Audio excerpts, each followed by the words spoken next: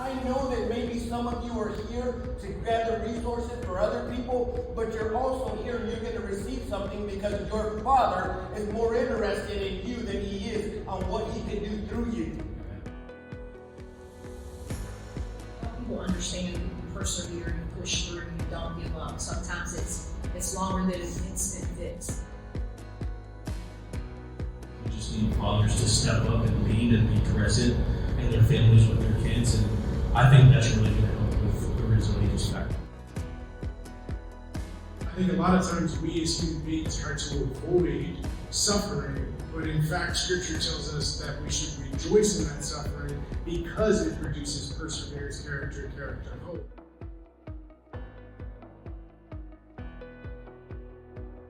That's where we see the divorce being 50%. I'm surprised that 50% make it through, frankly, because if we're facing it all on the feeling.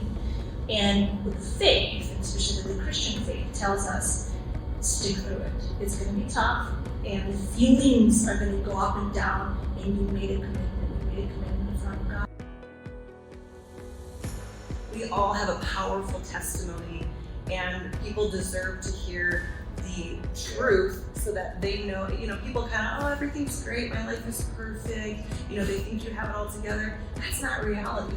I think connecting with your community, connecting with your family, being transparent, hey, this part of my life is not the greatest, this thing happened, whatever the case may be, you are now creating a connection where people feel comfortable, where they can open up and share their story.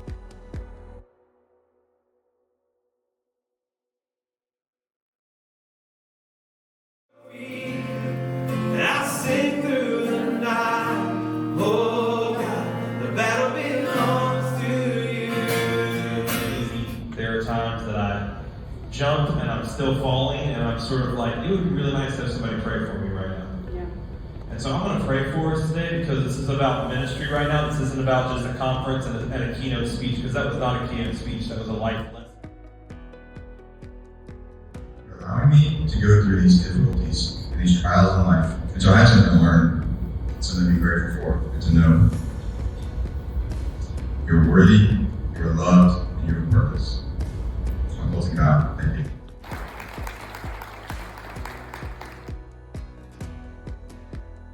Like this, and he's saying, jump.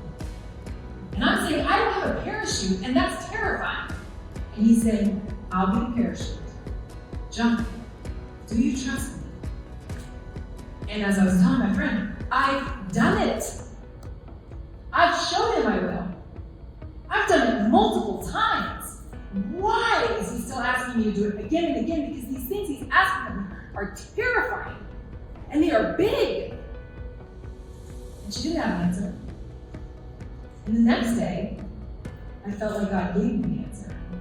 And the answer I heard was, until it's fun. And it reminded me of that verse, treat your trials and tribulations with great joy, because they'll produce endurance and perseverance, right? I used to think that was such a goofy verse, sorry God, but I did. So I'm like, oh, you're gonna look at your trials and tribulations, like, hey, look at this. But then I thought, jumping off this cliff, he's my father.